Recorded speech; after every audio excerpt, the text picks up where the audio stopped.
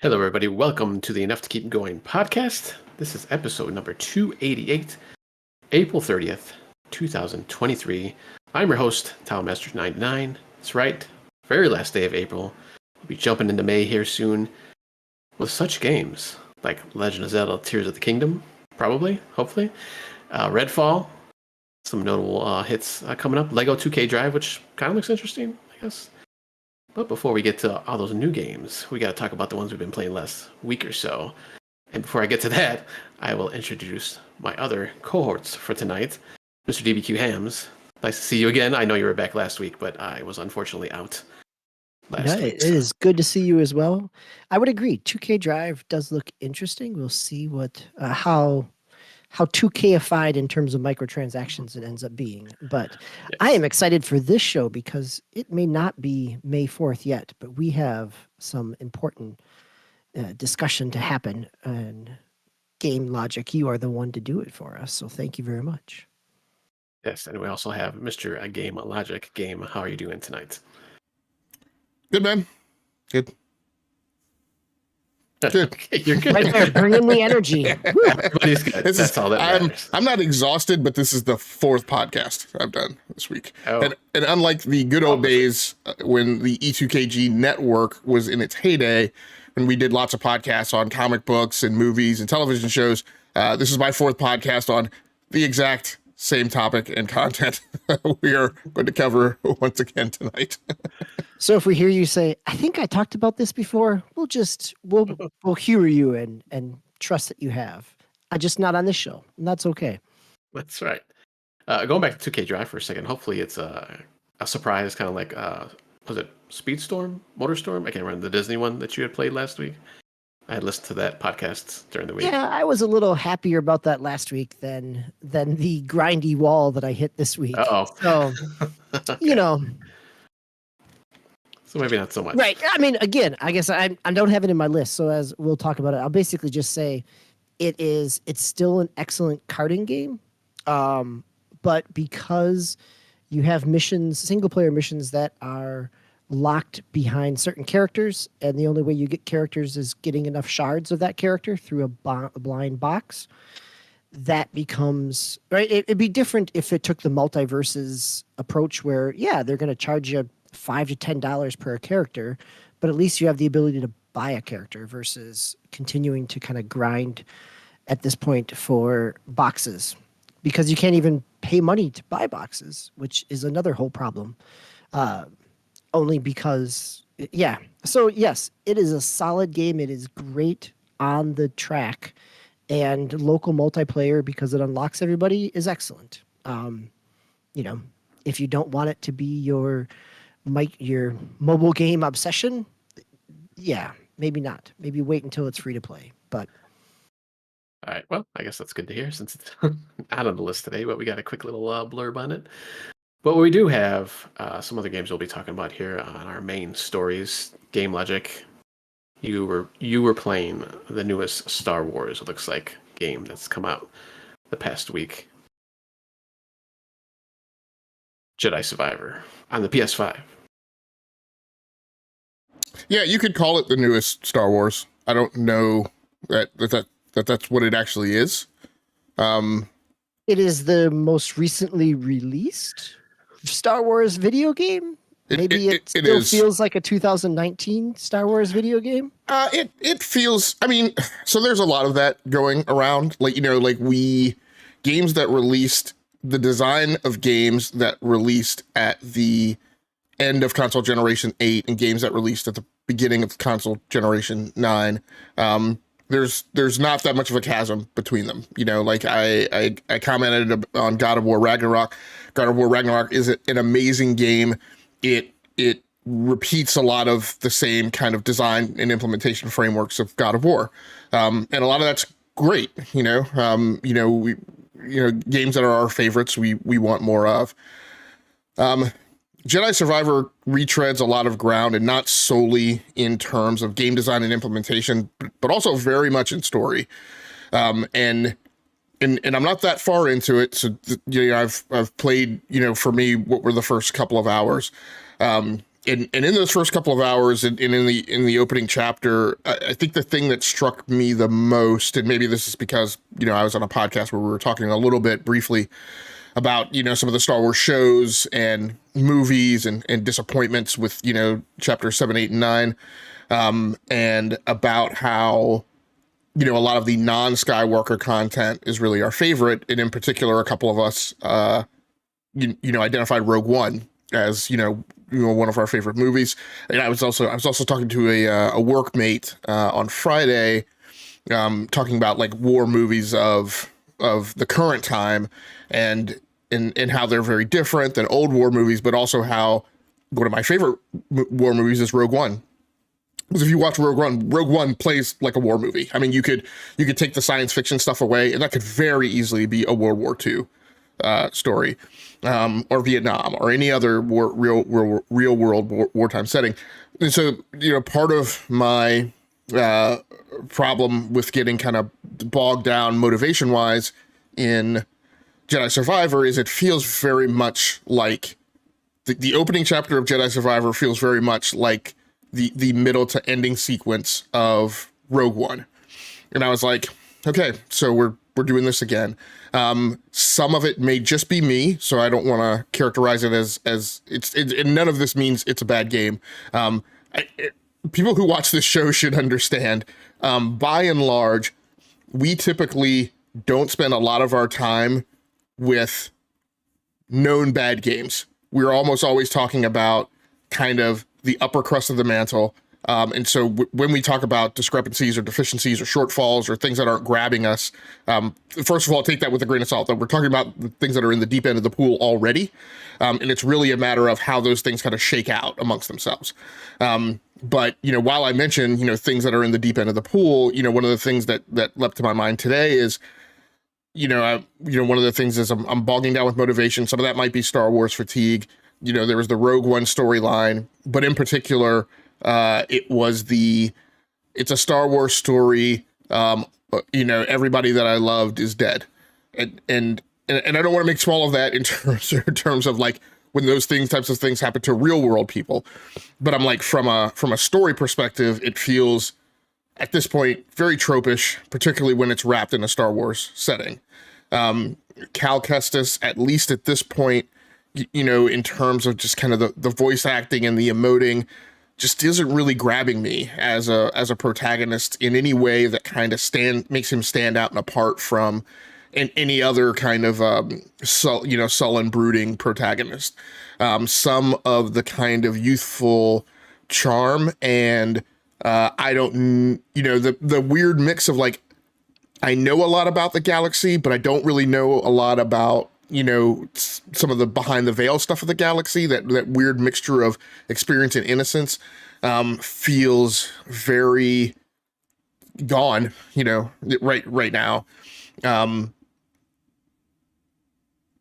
So part of my problem is I'm just, some of it's pacing too, and some of that's the opening chapters. There's a lot of, I often talk about this, you guys have heard me talk about this when I talk about Tomb Raider and some other games. Like I really struggle with games that kind of wrench you around back and forth from being in control of the action to out of control of the action.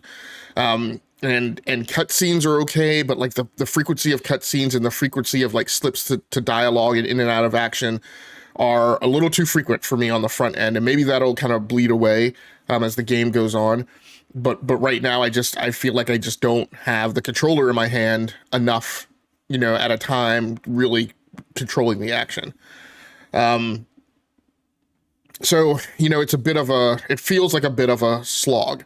And the thought that sprang to mind in comparison and comparing it to other games is, yes, I had my problems with Red Dead Redemption onboarding, but I was like, but I'd be more motivated right now to jump back into the story of Red Dead Redemption 2. And that's kind of part of my problem. Some of the action is kind of a mix as far as the combat in the game.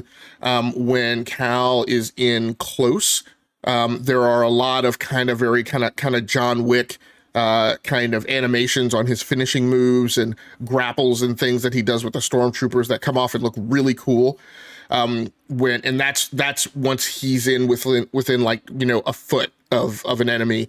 But 2 feet and back, just like the lightsaber play just doesn't feel like the most kind of fluid combat, that I've seen. And maybe some of that's affected by, my impression of Wo Long, which I feel like has really great fluid combat, even better than Elden Ring, in some cases. So and of course, yes, there's the whole 30 frame per second, 60 frame per second thing. Where I notice that is where I pan the camera. That's detectable. But the intermix of I'm not that engaged in the story. The pacing feels a little off.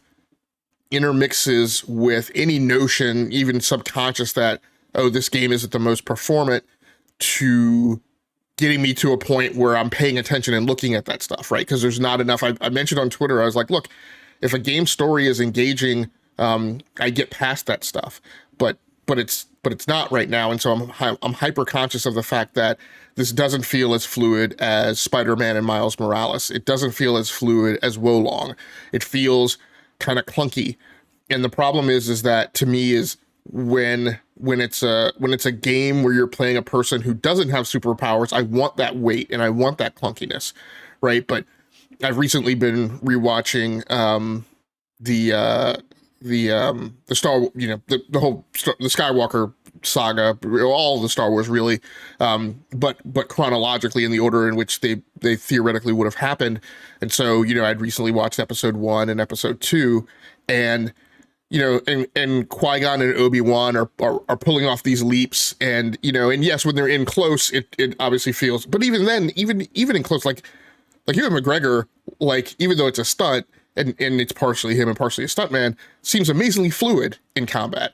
And that's one of the things that I noticed. It's like, catching laser beams that are coming at you and knocking them away, just feels very, very clunky, inaccurate, it doesn't happen reliably and consistently. And I'm like, no, when Obi-Wan blocks laser beams, he blocks all the laser beams, right? So he doesn't miss a few. So, so there's that, graphical fidelity, regardless of frame rate. And I don't think it's directly attributable solely to frame rate. I just feel like some of the visual effects and artistic implementation just aren't that great.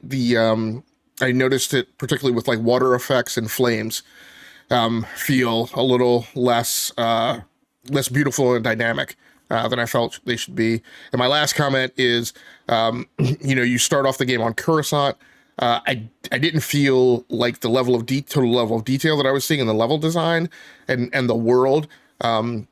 Just Coruscant is supposed to be, it's a weird mix.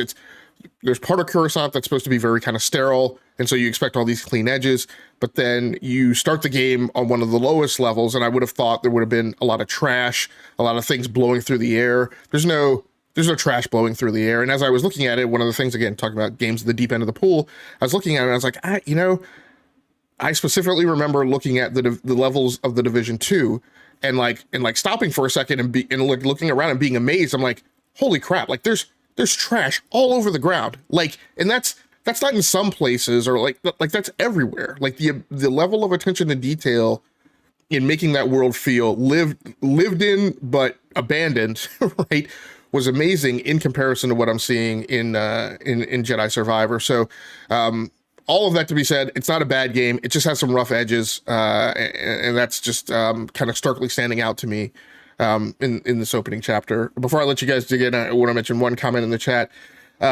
Paul's Gaming Live, 2013, we had 1080p 60 hertz TVs and 1080p games. 2023, we have 4K 120 TVs and sub 720p games. What's 2033 going to look like? 8K 240 hertz TVs and 320p games.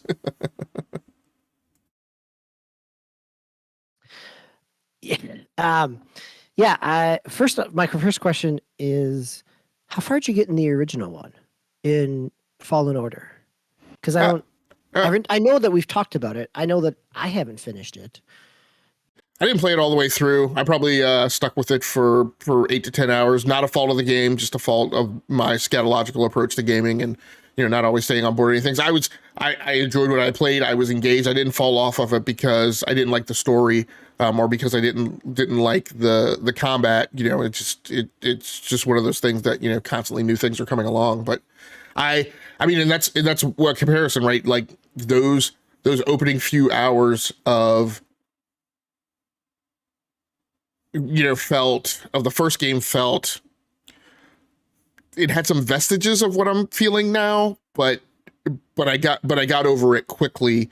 And it wasn't as extreme, as it is. Right. In some ways there was that novelty to it, the uniqueness of it, that you were developing a character. And so you were okay with some of the slower moments in there where when you are, I think as you talked about this with God of War too, when you are playing basically the next chapter in a very polished franchise, it's hard for it not to feel like, oh yeah, this is just more of what I've done.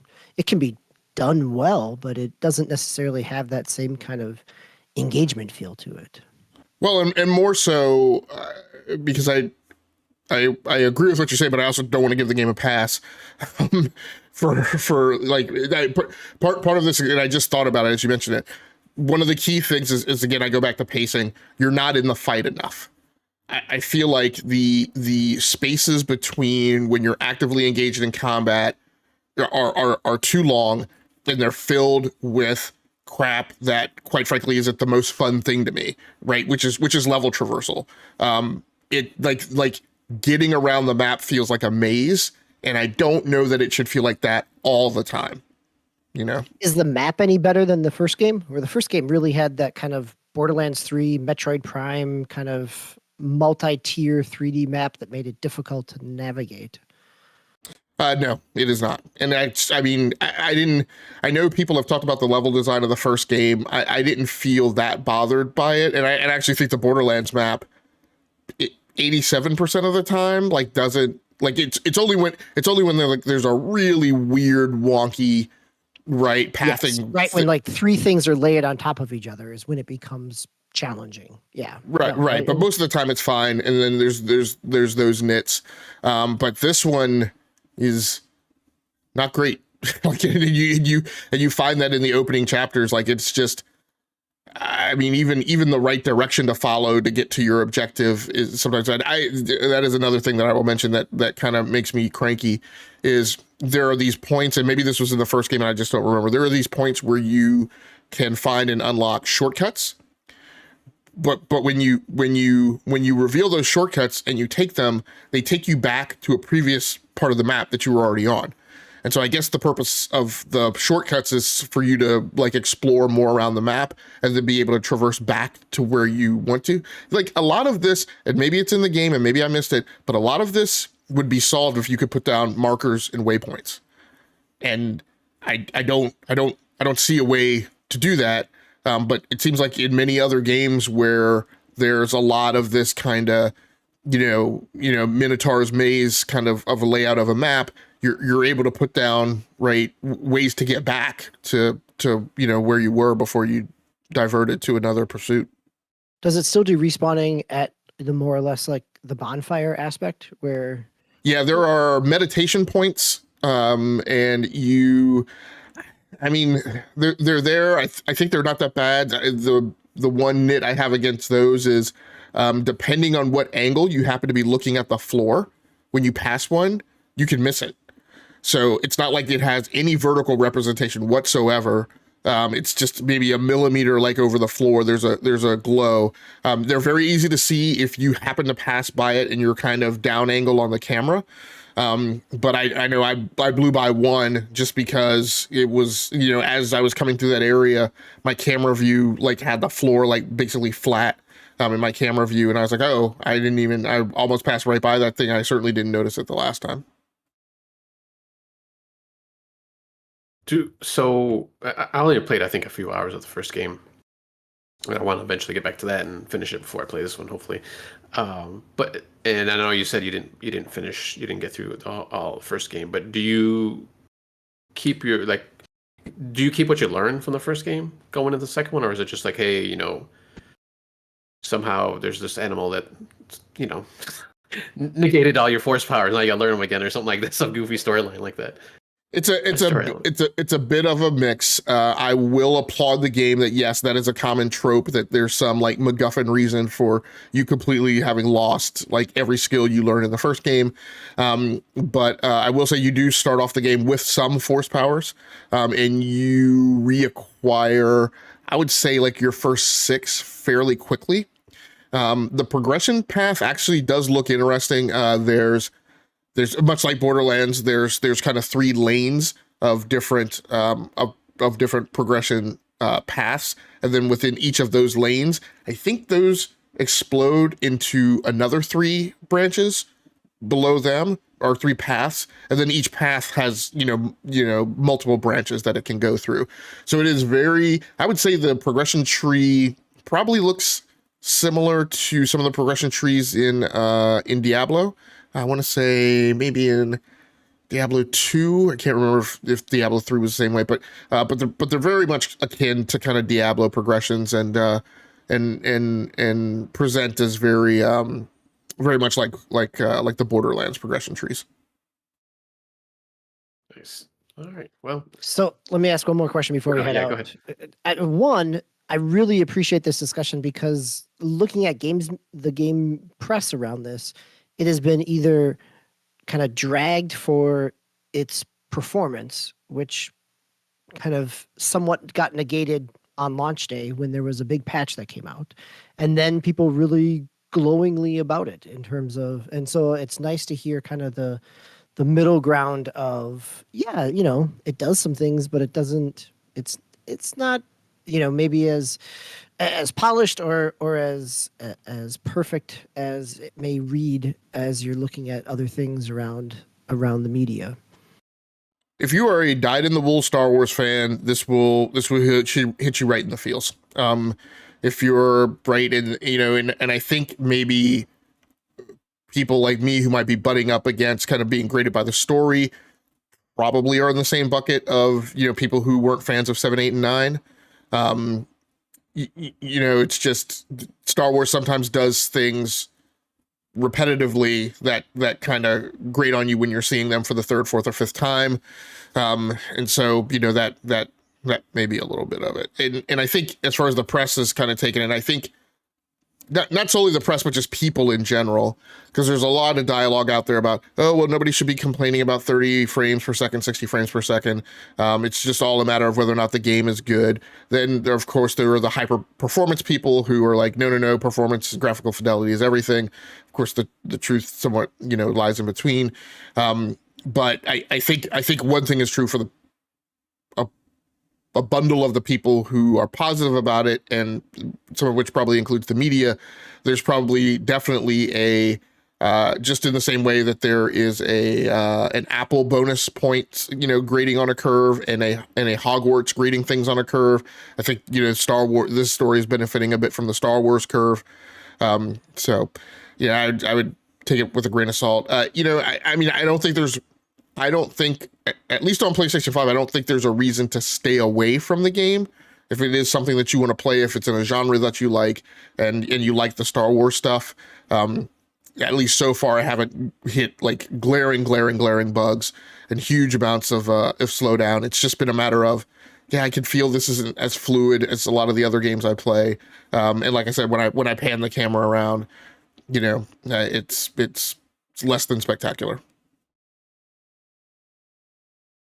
All right, nice. And I was just like kind of looking back on the first game and this game, and it just says obviously developers Respawn, same director, I guess. But I mean, as far as we know, I guess there's more than one team in Respawn, obviously, because you got the Apex stuff, and this is like a totally different thing. So I'm assuming it was probably mostly the same people. Yeah, this is still led by Stieg, right? The Yeah. game director of God of War 3. Rasmussen, I think it's so in that line of conversation actually brings up one other knock or whatever. So a lot of times when there are games like this, particularly in their second outing, there's a lot of, and even in their first outing, there's a lot of, let me take the best elements of all games and put them together And lots of times that blends wonderfully in some games that we've talked about on this show. We've praised for that exact same thing, for like the best implementation of a bunch of things that we've seen before. But in combination with feeling like I'm playing through like a chapter of Rogue One, there's also a lot of things here that feel very Titanfall-like, Titanfall 2, like the wall running, and some of the other traversal. And traversal is a huge part of this game. And like I said, I feel like a ton of it is inspired by Titanfall 2, but I also feel like the implementation and execution of it, and the fluidity of it falls noticeably short, right, of the way I felt traversing in Titanfall 2. All right, nice. All right, DB, any other comments, questions? No, I want to hear about your next game because I talked about it last week. So curious on your experience. Yeah, so I've been one of the new games, thankfully, I've been playing lately because I've kind of been stuck in limbo with some of my games lately. But I actually jumped onto Minecraft Legends, and I actually played this originally. I played it first on just on my Xbox One X through xCloud. Excuse me. And I played it for maybe like an hour or so, maybe an hour and a half.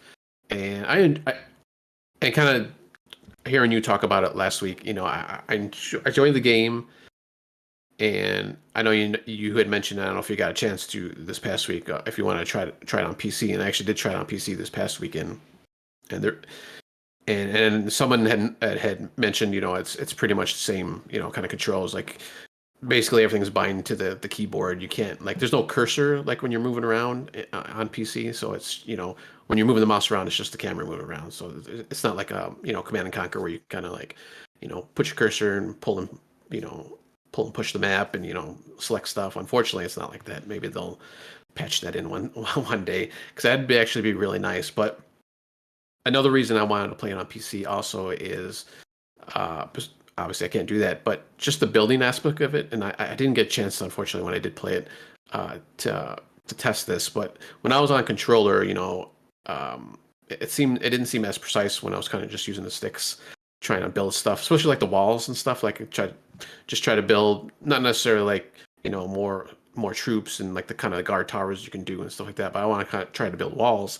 And every time I was trying to put down the wall pieces, it was like kind of misaligned. Like I was like, I didn't do that. Like I don't know if I just like twitched in my thumb when I went to press the trigger button to put it down or something, whatever it was. It was just really inconsistent. So I did want to try the PC. Unfortunately, I didn't get a chance to do that part. But just kind of the movement and stuff just feels a little bit more better on the PC. But unfortunately, yeah, everything's just kind of bound to the keyboard. So if you want a certain amount of troops, you got to hit Q or whatever it is. I think it's a Q. E is to like attack people. That seems a little weird, just because I'm not used to that, especially on an RTS or in an RTS. But otherwise, it still plays well. I mean, it looks good. Obviously, it looks a little better. It's Minecraft, so I mean, even on the Xbox One X, it seemed fine, and I was playing, through xCloud. Actually, on the PC, I did install it on my PC, so I figured that, hopefully it would run a little better. But like I said, I didn't really see much difference between the two. But yeah, I'm just having a lot of fun. It's kind of weird, like playing Minecraft Legends and playing what was the other one? Dungeons, though, because there's a story which I'm not like used to in Minecraft. So seeing like all these new different creatures and mobs, as they're called, it's just weird to me, because like in Minecraft there's like a story. I mean, it's not even really a storyline. It's more like a challenge, basically, is to get to the Ender Dragon, because there's no like lore behind it, And here, obviously, in these two games, there's actually a storyline. You got these, I don't know, deities, gods, whatever you want to call them, that are asking for your help. You're a Steve character, I guess, or just like a generic character, asking. They pull you from one world to bring them to yours. So it's just a little weird, but it's kind of cool though. And the voice acting too it's actually pretty well done, as far as I've seen so far. I think only those three like gods or whatever they are have voice acting for now. I haven't seen anybody else, even on like the enemy side. They really haven't shown too many, other than like the grunts and stuff like that. But yeah, I'm enjoying it a lot, and I want to keep going. I'll probably try to play more on PC, just to try to get a little bit more better with the building aspect of it. I did try, not on the PC, but I tried on the Xbox. It was kind of like it's like a different mode, almost like a challenge mode, where it's just basically hordes of enemies. I don't know if you got a chance to play that, DB. No. So I think you But it's get basically it's a horde mode, right? It's yeah. waves. There's just Yep. waves. Yeah, and it looks like you can. I don't know if you can buy. I think you can buy more of those, I guess, as they come out, or I think maybe every week they have like a different challenge or something like that. I believe there was one that was when the game came out, so I was kind of doing that, and you can get I think it was like skins or something. Like if you're able to beat like I think it was like 20 levels. I got like 8, maybe 7 or 8 levels in, and I was just getting trounced. I think that was the other reason I wanted to try it on PC is to try that level so I can, hopefully I'll be able to, build my defenses a little bit better. But I didn't, unfortunately, I didn't get a chance to get to that either. But hopefully in the coming weeks I'll be able to do that. But so far I'm enjoying it. I really like it. Something different. I've always liked RTS How games. how far are you? Have you gotten through like the big opening in terms of kind of the creepers and zombies coming to help you out and fight back and close off the gate? I haven't gotten to that part. No, I'm just getting to there Okay. because I got like the creepers and the skeletons they've shown in the last couple of cutscenes. Yeah, that's So- kind of like the delayed title card almost. You don't really get a title card, but then everything kind of opens up and unlocks after that. Oh, okay. That makes sense then. Yeah, because they're kind of just like you see the creeper a couple times, and then like I said, this last time they had a skeleton there. So yeah, I'm obviously I'm still like in tutorial level, I guess I'm assuming then. So yeah, I just got the ability to mine iron, so and then I think I can start building like different stuff, but I haven't even got to that part yet. So, but yeah, it's pretty enjoyable. I like it just because I saw this as like kind of a RTS-ish game, and it pretty much is. I haven't done any online battles yet, so I don't know how that'll work if it's like one giant map and it's just like 2 people, or if it's a whole bunch of people, or how that's going to work. But I'll have to test that out eventually. All right, any questions or comments on that? No. All right, DB, you've been playing a couple mobile, well, I guess sort of mobile games, but also console games. Yeah, I'm going to hit these both as kind of quick hits because I'll probably come back to them at some point. And just for time, because we've got plenty of other stuff to talk about. So this week, the Hoyo Vorse, the Genshin Impact developers launched their newest one, StarRail, Honkai StarRail, which is the art style is pretty much Genshin Impact, but in space and in sci-fi, which works. And it's turn-based instead of Genshin Impact was kind of action RPG like. You had multiple. It's still a gacha game. You had multiple characters that you kind of swapped out on the fly in Genshin Impact, which they all had different elemental abilities, and you would swap them out based on either the weapon type or the element weakness of an enemy you were going up against. Here, this plays out very much more like a traditional turn-based RPG. That you build a party of 4 characters, and depending on the enemies that you're going up against, you're going to have weaknesses, elemental weaknesses against some of those. So you want to be able to, and you'll see that above their heads, so you can kind of rearrange your party on the fly before you get into some of the battles. When you hit some of the boss battles, you don't always have that ability, which kind of caught me a few times where I've had to, I might have died and come back and realign my party based on now what I know its elemental weaknesses are. But you are kind of going through it. It plays out like an RPG. You're going through towns. You're talking to people. You're going on side quests. You have kind of linear dungeons that you're going through. There are side paths with extra kind of environmental bosses. As a game, it's a whole lot of fun. It still is a mobile free-to-play game with daily missions and multiple currencies and leveling up and a gacha system. I've played 15 hours and I haven't put any money in. I don't know that I'll need to. Like I think if you're not trying to unlock everybody or get a certain character, you have, for the most part, I was able to, as playing through it over the past couple of days, able to get enough to do multiple gotcha pulls to have at least one character of every type. At this point, I think I have 2 characters of most types. So, and it's pretty generous, at least at this point, in terms of what it's giving out to you. The combat is, if you're looking for a turn-based RPG, it scratches that itch. It's nice to look at, runs really smoothly on mobile, looks even better on PC. And some of the, it does some nice things in terms of it has ultra abilities that you can kind of trigger at any point in time during a battle, not just during that character's turn. So it allows you to kind of strategize. The battles become a little, light strategy element in terms of aligning up having your elemental weaknesses for which characters and being able to kind of toggle and juggle their turn order. So yeah, it's been a whole lot more engaging than I expected. And, also kind of easy to kind of skim along the surface without having to feel, without having to kind of either invest too much energy or attention to it, which is different than Omega Strikers, which is the other mobile game I played, which is also out on Switch this week.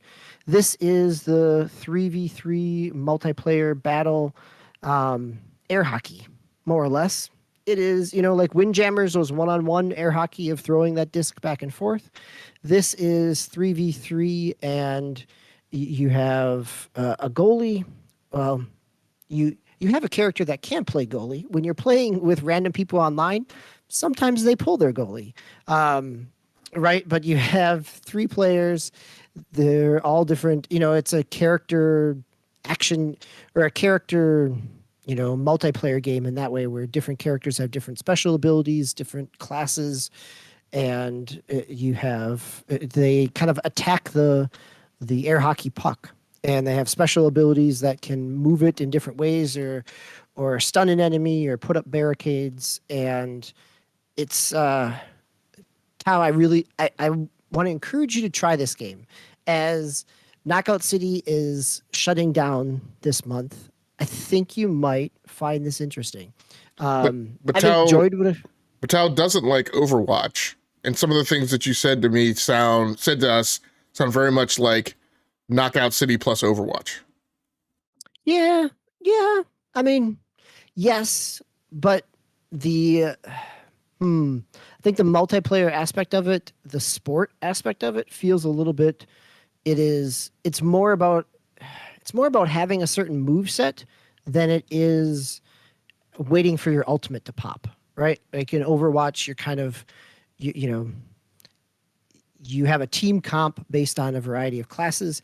Here, it is, the classes are maybe a little MOBA-esque, but also everything plays so quickly because it's such a small map that it feels, at least at this point, I've got through the tutorial, played probably 4 or 5 online games, and held my own occasionally and gotten trounced other times. But it is, the kind of sport aspect of it. It had this, it had the feel of Knockout City to it, just in a top-down, smaller graphical style. I wouldn't say I hate Overwatch. It just gets a little annoying at times. But you have been on record as saying that you don't have a particular like of hero shooters. Is kind of what I was hooking it to. Well, yeah, in general, yeah. I'll go with that. I go with that statement.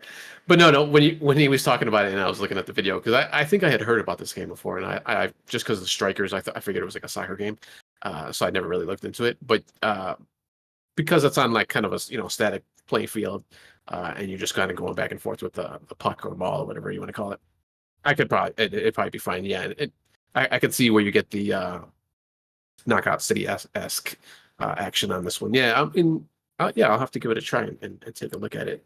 So is this only online, or can you do? Is there any like storyline? I'm assuming not because it's a free to play game. At this point, I haven't seen any kind of storyline mission piece. I mean, I could see that could be something that they add at some point in time, right? Like, or that it's part of a season of something where there's different ways to move. There's challenge levels. But really, I think at this point, I haven't seen it, but I can't promise you that I've unlocked everything. I know there's a battle pass, not surprisingly, right? Which again, most everything is cosmetic. You can buy characters to unlock, so there's that aspect of it, but you're also earning that currency as you play games as well. So there's the ability to unlock characters. So I mean, I'll be curious to see what kind of a base it draws in terms of a player base. It's been in beta in one form or another since last fall, maybe even later. So it plays really nicely on Switch. It plays okay on mobile. I enjoy the stick, but it did take me a little bit to swap between controls and figure out which buttons do which when I'm not on a touchscreen.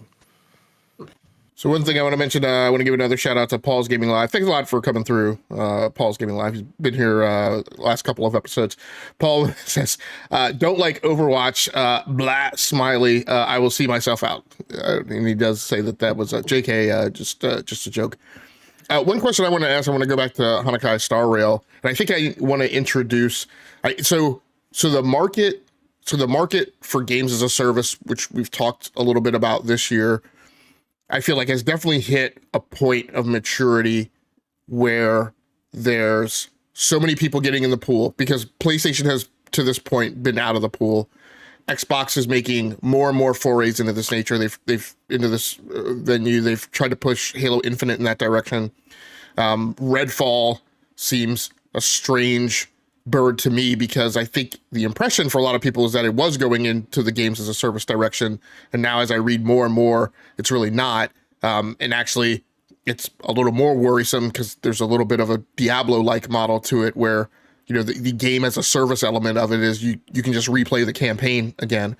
But I think we need to come up and introduce something that is tonight. I'm going to call it the E2KG market threat number, the MTN. So Honkai StarRail has little bits and peppers and spices of Genshin Impact. My impression of Genshin Impact is that it is much more of a social media darling than it really has been a market threat. And so is StarRail just another also ran? Is it always going to be a thing? We talked a little bit last week, I think, about Rovio and Angry Birds, and how so much of theirs has been, a thing that has never been the lightning in a bottle that the first game was, and actually has, not competed well in some cases against the first game. Are we seeing more of that in StarRail? On a scale of 1 to 10, what do you think the Honkai StarRail games as a service market threat number is? At this point, I'd probably put it lower than what Genshin Impact was, right? I think Genshin Impact had a lot of active users, especially as it moved it launched on PlayStation and PC and mobile all at the same time. At this point, StarRail is just on PC and mobile. I think that it, by the nature of it not being kind of the open world Breath of the Wild exploration, easy to stream type of thing, it probably has a smaller niche to it, because it is pretty linear. Like, yeah, you can go off and do side missions, but everybody's kind of getting the same side mission. You're not necessarily getting that same aspect of the kind of discovery and tackling a problem coming into an enemy camp type of way that Genshin Impact kind of mirrored Breath of the Wild in some of those aspects. But I will say, in some ways, I'll be curious to see what they do as they progress a story, and how much of that is a free aspect, how much of it is paid behind some type of seasonal pass type of thing, because it's set up perfect in terms of being able to continue to add to it. That the mentioned StarRail is this kind of space train that goes around, and they're kind of looking for ancient artifacts, more or less, to kind of boil down the plot. And most of everything, at least at this point, 20 hours, no, 15 hours in, kind of at the point where I need to level up a number of kind of uh, Trailblazer kind of XP systems that I think it all stays on just one planet at this point, where it's pretty easy to then see it adding other planets with whole other stories, but how much traction it gets. But maybe, and so this is the flip side to it is I don't see in a marketplace, in a North American marketplace, I don't know that this gets a whole lot of traction. I think it fits nicely for people who enjoy turn-based RPGs, but I could also see in more of a casual, in the Pacific Asian marketplaces, that this may hit really well because it can run on all kinds of stuff. So whether or not that's an impact in terms of changing game design, I think it is probably something that lingers around, maybe not as long as Genshin Impact has, but it'll be curious to see what their trail looks like. Yeah, I always saw Genshin Impact as kind of a niche kind of a game. Like, yeah, I saw a lot of talk about it, but it was always kind of in this corner of Discord or forums, wherever I happened to see it in. But I mean, since it is fairly popular in that niche, I mean, maybe that that'll bring those people over to StarRail, since it's the same company, and maybe there's the difference is that the crossover or something. So. Right? Well, like, yeah, but it does. It'll be interesting to see if it lands with the same type of kind of long tail, even just within certain segments of the marketplace. But yeah. And just one more thing for Omega Strikers is that, do you know if it's crossplay? I mean, it's all cross-platform. It's pretty easy to link up accounts, and it's cross-platform play. So that does kind of hopefully seed the pool in terms of player base. Cool. Yeah, I add it to my Steam library, but I will download it on Switch because that would probably make more sense for me to play it on my Switch. All right, let's jump into our headlines, as we got a few headlines here tonight. So DB, stay on the mic. You have some more info on the Microsoft Activision potential merger, or not. So we've talked about this on and off for plenty of times. Last week, there was the announcement from the UK CMA that they were not going to allow the acquisition of Microsoft and Activision Blizzard. And initially, after the first reports, then you had some initial updates and more documentation that talked about the real sticking point here was their hesitation about the market share for cloud gaming services is the justification that they used in as far as why they would not be approving the acquisition. So we've talked about this plenty. We've talked about this a whole lot. Like, I think there is an angle to talk about what comes next. But the thing I've been thinking about this week is I've spent a lot of time thinking about what comes next from the Microsoft perspective. But, Microsoft's going to be okay. I think a better question of what comes next is, what does Activision Blizzard do if this doesn't go through, right? Like, this was a godsend to a company that had a year and a half worth of negative press around harassment and unionization and all kinds of other pieces that is outside of Call of Duty and hopefully Diablo 4. They've, struggled to have a lot of other hits. And so I'm curious on what this does with Activision Blizzard. And I'm sure, there'll be plenty of other people talking about what this does for Microsoft, but I'm curious if Game Logic, as you've said, this is your fourth podcast. So what have you talked about this at all in some of the other ones? What are your thoughts here in terms of, what comes next? Yeah, I mean, I think the first thing is, a lot of the Activision executives who have run around and run their mouths, who have maybe spoken not so favorably about Sony, we'll have a big mea culpa to do, and we'll need to quickly get back to the negotiating table and try and clasp hands and heal broken ways. They are going to be very dependent upon Sony, much more so, I think, than Sony is dependent upon them in terms of where Call of Duty needs to be featured. And that's just from a revenue perspective. Then where I've poo-pooed a lot on the notion of bad blood. One thing that rapidly makes people forget about bad blood is money. I've been in those situations before where, as a younger engineer, as a younger business manager, I felt compelled to be very petty about, companies we had competed with, and the way they had behaved during a particular competition, and then would turn around after the competition and want to buy hardware and equipment from us because our hardware and equipment in that particular market was certified and preferred. And like one of the earliest lessons I learned in business management was, I was like, why would we do that? Why would we sell our equipment to them? Like we should make those guys eat it. And I was told I was just basically very immature and didn't have my eyes wide open. And I had to learn, because that's going to make us money and make us revenue. And so, I don't think, Sony will be particularly petty about that, but I don't, when it comes to the marketing deal, right? These things that result in the, PlayStation players get access to XXXP weekends 24 hours ahead of everyone else. They get a 25% kicker when people are in a PlayStation party. They get unique skins and levels and things that don't come to Xbox until a year later. Oh, by the way, by the time Xbox is getting it, the next Call of Duty is coming out. And so it's kind of irrelevant and kind of pointless for them to get it. I think those types of deals, the discounted revenue share that Activision gets. Activision does not pay Sony 30%. They pay them something less than that. My gut feel is something closer to 20%. I don't know, but they don't pay Sony the 30%.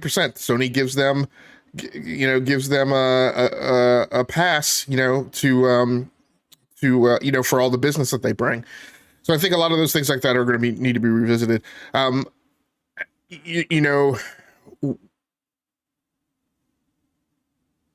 mean, and then I think another thing that's going to need to be considered is, what does Activision do about cloud?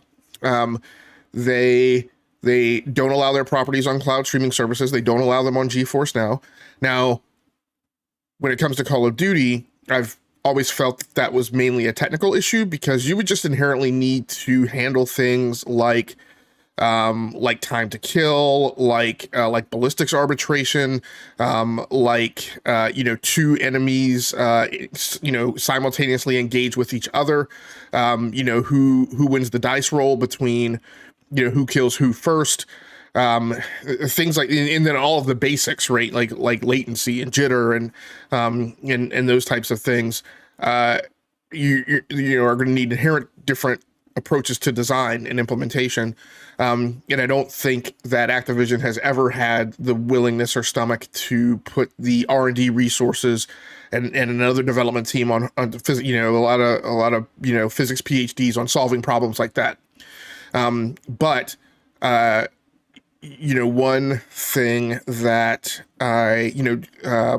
Strauss Zelnick, when he was interviewed last fall, talked about how this merger was a good thing for Activision, and he made specific reference to, comparing Activision and them and who needed to do what, and he made specific reference to, what happens to companies that are thinly capitalized.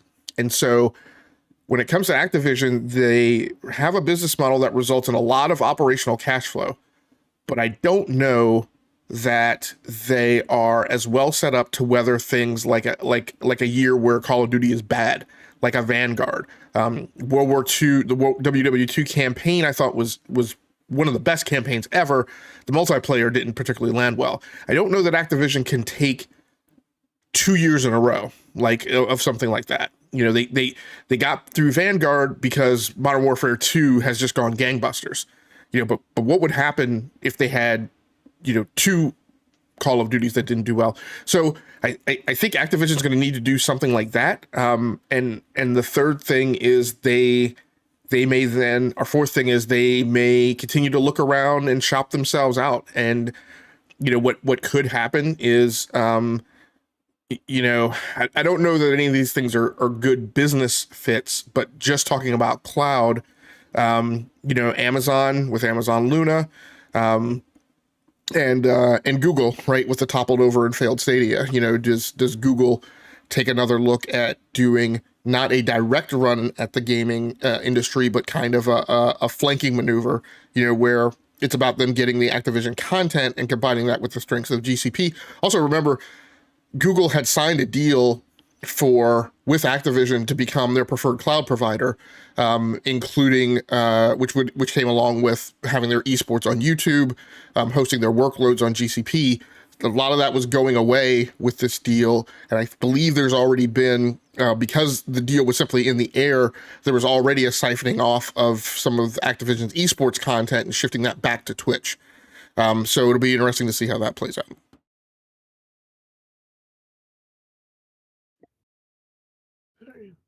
DB, anything else on that one? No, I mean, this story is not over, right? This is the UK. We still have other, I'm sure they've already said there will be appeals. Yeah. There's more to it, but I think it does create a much larger roadblock to a path forward than anticipated, or at least telegraphed in some capacity. But we also, at the time when we were talking about the UK and the CMA back this past fall, here on this show, we talked about how it's very likely that the CMA, as the UK, this is kind of their first big foray into these decisions since kind of their Brexit split, and that we anticipated, Game Logic talked about that, we anticipated them kind of making this, having this as a place to make a stand, as a place to make a mark, and so it's not unexpected. It'll be interesting, and that's kind of why my angle of it'll be interesting to see what comes next, more so than it is about the actual decision of the week.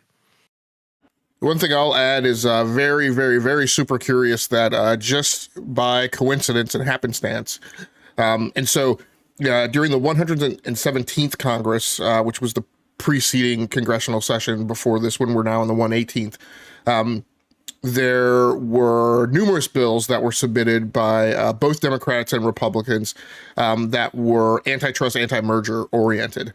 None of those bills ever made them out of committee, and so they died, as far as I could tell from looking at the bills that have been submitted so far as part of the 118th. None of them have been resubmitted. However, curiously enough, in the UK, in the House of Commons, there was a bill submitted this week that took very similar directions and were oriented around strengthening the CMA with specific verbiage around antitrust, anti-merger legislation, and specifically around tech and big tech. So very curious that bill, which I think had passed its first reading and is into its second reading now. Very curious that was being pushed through this week. And I've made mention of how I was not particularly impressed by the way Brad Smith handled the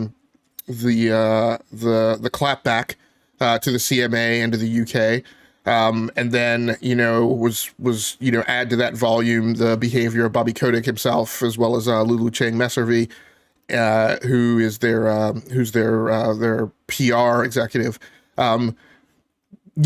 Interesting to see what impact their behavior has on a bill that's going through that's designed to strengthen the CMA. That may turn out to be an instance of unfortunate timing. But again, that bill could also do the exact same thing that the U.S. bills did, and stay in committee and never make it past second reading. So just a curious note of happenstance. All right, Game Logic, why don't you stay on the mic so you can tell us some more Microsoft, or I guess more specifically Xbox financials from the past quarter. Well, that is the interesting thing. I will mention actual Microsoft financials and Xbox financials, because the interplay between those two is always very curious. This article posted on Game Informer, at least is where I took it from. Now, I actually read, as I always highly recommend to people to do, please go read the actual financial reports. Call in and listen to the report out if you can. Look at the transcript, look at the slides, almost to a T, unless you're reading GameIndustry.biz. Maybe to a certain extent, I'd even give Game Informer, I mean, whenever you see these things reported, they typically always have a bunch of spin to them, which do not present the financial facts accurately. But this article posted on GameInformer.com, Xbox hardware down, but gaming revenue slightly up amid Game Pass growth. The article reads, Microsoft has released its financial results for Q3 of 2023 fiscal year, which consists of roughly January through March of this year. In it, the company revealed that Xbox hardware revenue is down, but its Xbox content and services revenue is slightly up thanks to Xbox Game Pass subscription growth. All of these comments on what's up and what's down are all references to year-over-year comparison of the corresponding quarter from FY22 in comparison to this year's Q3. When you look at how Xbox finances are tracking for FY 2023, they, at least for this quarter, they are relatively on track. They earned close to $4 billion. And last year, for the year, they earned $16 billion. Obviously, 16 divided by 4 is 4. So they are. It's a quarter where they would track, to achieve that number. Now, last quarter was particularly brutal, and that's where there may be some comeuppance at the end of the year. It may cause them to track more towards 12 or 13 billion, but we'll have to see. Overall, the company actually is a incredible good news story because not only did they do well, but they beat the market. They beat Wall Street, who was predicting them to come in lower. So overall, for the company, they were up. They were up 7% for revenue of $53 billion. This is why I often talk to, for the PlayStation fans, let's get out of our heads and be and give short shrift to topics of scale, because Microsoft, what Microsoft does and what Sony does are radically different things. Operating income up 10% at $22.4 billion, net income $18.3 billion, which is up 9%. Now the Xbox numbers. Xbox hardware revenue is down 30%. Now, that down 30% is down 30% in comparison to a quarter where they had gone and made a lot of deals to secure raw materials and to secure manufacturing capacity to get more than would have normally been expected, the number of Xboxes on the shelf to make sales. So and for annual guidance, they had already offered guidance that indicated that this was going to be a down quarter as far as hardware supply. So the revenue being down 30% is not a good news story. I wouldn't say that it was entirely unexpected. Xbox and content and services revenue was up 3%. They talked about Game Pass revenue being $1 billion. They talked about an increase in Game Pass subscriptions, but they didn't say how many. So the last time we got a number for that was 25 million. That was back in January. Now, January of 22.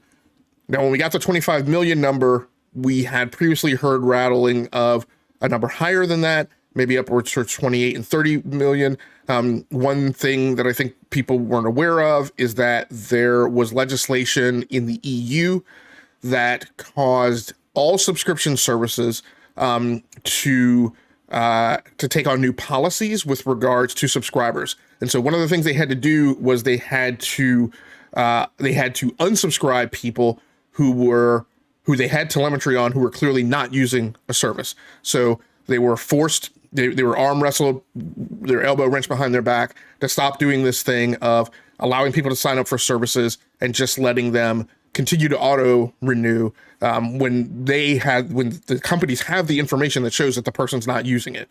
And so they're required to send them notices now, let them know that they're still paying for this thing, but not actively using it, and then to unsubscribe them on their own. And that caused, specifically for Game Pass, a drop off of probably about 5 million users.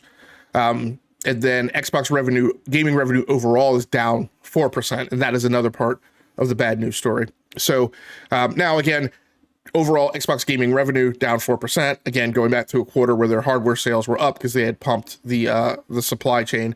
The other thing we should recognize about this quarter is it's the quarter after the holidays. And so spending tends to be constrained, and then you tend to get a bit of a lift as you go into April, May, and June as people get their tax return checks. So we'll see how things go. The main problem here is that obviously gamers are looking at this compared to the PlayStation numbers, which were up. And so all of the negative dynamics and negative effects and negative economic forces that I talked about did not play into a heavy impact for Sony. And so that's what makes this situation particularly look maybe more dire than we would normally look at it. DB, any comments on this one? No, I appreciate that analysis because really reading through the surface level things, it was a lot of the year over year hardware sales and the concern of that number, right? But it's not doing the rest of the analysis that you just laid out for us. So I really appreciate that, Game Logic. Thank you. Nice. All right, let's jump into your next news article, DB. Yeah, for the sake of time, I'm just going to hit this relatively quickly. But Vice Media, which has been up for sale or at least shopping for suitors for a number of months now, is shutting down their game journalism section. So Waypoint, which has been up and running since 2016. This fits along with other trends within games media. There were layoffs at GameSpot and Giant Bomb back in January. We had the Washington Post shutting down their game section toward the end of 2022. So there's a number of places here. This is just a personal note for me because it was a nice there were journalists there that I had followed for a number of years before their careers.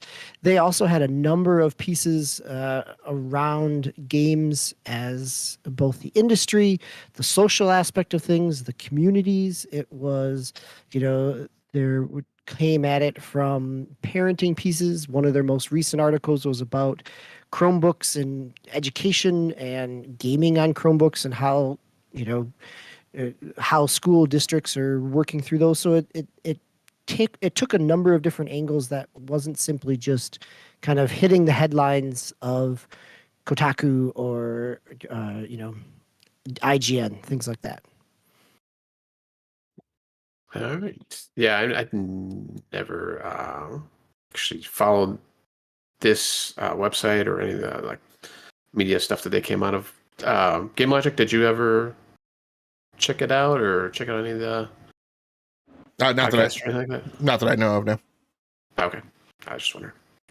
All right, well, unfortunately, that seems to be the case nowadays. Not just in video games, but kind of everything where stuff's being shut down. So people are consolidating everything. So let's, I guess, maybe try to end on a good note, maybe for the news at least. So I got one article here is 4 Sega Genesis and Mega Drive games have been added to the Switch's online expansion pack. A couple of these games I'd never heard of before. One is Flicky, arcade game starring an adorable bluebird who later went on to become a recurring character within the Sonic universe or Sonic series. So that one, and then Pulse Man, which is actually done by Game Freak, the Pokemon company now. Set in the far future. It almost kind of sounds like a Mega Man almost game, but I was kind of looking at the video and I was like, I don't know if this is really Mega Man, because it looked a little bit more involved than just like a regular Mega Man, just destroying all the characters and stuff. You're kind of like bouncing around the screen. I guess you're like in a computer network and, trying to, going along your adventure. So it just looked, I initially, when I was kind of reading the write-up for it, I thought it was more Mega Man-y, but it looks like it's a little bit more involved than that. And then you got Street Fighter 2 Special Championship Edition, which gives you the group battle mode, some more speed settings than from the other iterations of Street Fighter. And then also Kid Chameleon, which I did hear of, but I never did play. And I was watching the video for that too, and I was like, wow, I'd never see it. Like, actually kind of cool because, you can have these different powers and stuff. So I don't know if, looks like DB, maybe you had played that one back in the day. Yeah, I had played it, well, at least through different collections over the years. Yeah, that one definitely fit in to kind of that. That and Flicky definitely got covered. Pulseman I had never heard of before. Yeah, okay, good. How about, okay, yeah. Anything for you, Game Logic, that might interest you here? Nothing but the Street Fighter. I would be interested in going back and trying out Street Fighter. Street Fighter has historically been a franchise that has just never really done anything for me. But I have become, I wouldn't say more interested in it, but at least not out and out resistant to it like I used to be.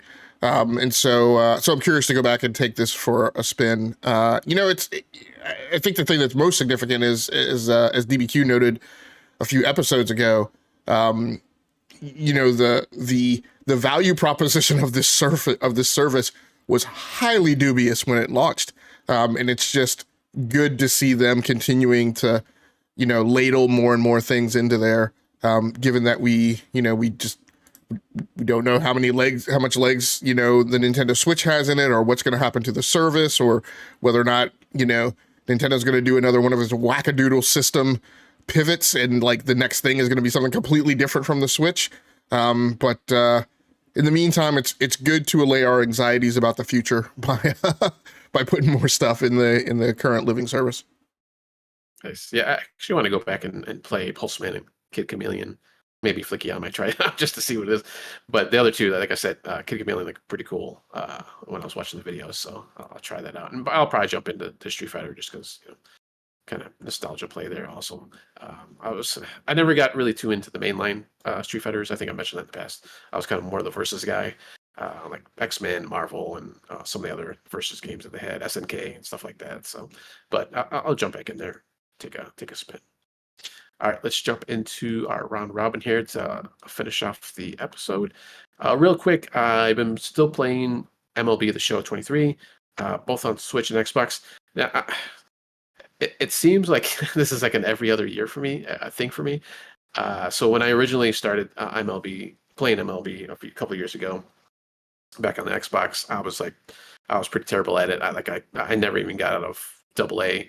I'm kind of stuck on that now too. Here, like I actually went through a whole season already, and I'm still in AA. Like I don't know what's going on. Like at first I thought it was maybe with the Switch, because playing on the Switch, playing handheld, which usually is a little bit better than playing on TV.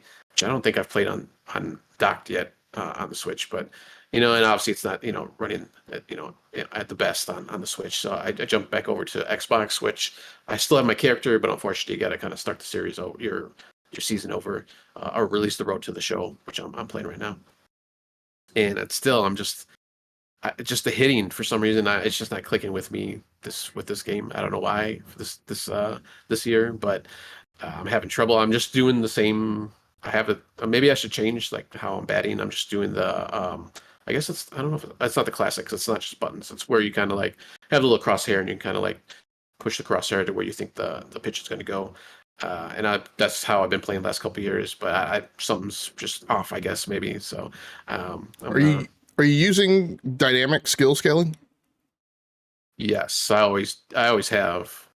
So, I mean, DBQ may have a different impression, but I like that dynamic skill thing. For me, it always starts off feeling well when you're getting better. But what I've noticed is it seems like a crucial element that the thing needs is it needs to upskill you in to a certain point, and then when you start to level out, it needs to drop back down so you can continue doing well. But what it does is it just stalls out where number one, at your native ability, you're going to break even is what statistically it should do. But the problem is that you're a human being, so in addition to your own performance, baseball is highly prone to anxiety and getting yourself in a mental bathtub. And so long-term trend-wise, you're just going to wind up doing worse, I think. And so typically what I do is I let dynamic scaling go to a certain point, and then I get to a point where I just lock it in. And that's tough because it's not like the sliders move. It's just a matter of like skill, and you can't, as far as I can remember, I don't think you could set individual, like it would be great if you could set like pro batting, amateur pitching, rookie fielding or whatever, but you can't. So you just have to kind of feel the dial in. But that might be part of your problem. I don't know. I would say that's a good theory, but I've just been terrible since the beginning, to be honest with you. Like literally, I couldn't hit anything for the first like few games. Pitching though, I'm doing pretty good. So I do like the dual kind of I'm like a relief pitcher, and then I think I'm center field right now in this season. but yeah, I don't know. It's just been like really bad this year. And last year I was doing like really good. I got to AAA. I think I was about to get to the majors in that season too. But I don't know what happened. I don't know what's going on. But maybe I'm playing all these other games. It's just like throwing me off or something. I just got to concentrate on baseball. But I'll still plug away. I'm still going. It's on the Switch, so easy to play like a couple of games of the Road to the Show, or just do like the weekly challenges or the monthly challenges. So and I still want to jump into the Negro League mode too. So there's plenty to do. So I'm not, I don't want to say I'm not worried about it. It's just like whatever. It's just a game. So game logic. You have been playing some Gran Turismo 7 on the PS5. Yeah, and to go along with that, I've done a thing that I typically do. It's been true console generation 7, 8, and 9. So whenever the consoles come along and would force me to do an upgrade in displays to capture all of their abilities, I always do that late. And so in console generation 7, I didn't get a 1080p TV right away. I had like a 20-inch like 720p 1080i television. In console generation 8, I didn't get a 4K TV until the Xbox One Scorpio came out, and then I finally upgraded to 4K. And here we are in console generation 9, where you need HDMI 2.1. You need televisions or displays that can do VRR and ALLM. And I didn't do that. I kept it plugged into the same TV that I upgraded to for the Xbox One Scorpio. So I've been doing 4K 60. And when I have moved them over to my PC monitors, that has had me doing, 1440p, sometimes widescreen, 3140 by 1440p, which is actually awesome that the PlayStation 5 actually supports widescreen format. But this week I went ahead and upgraded displays.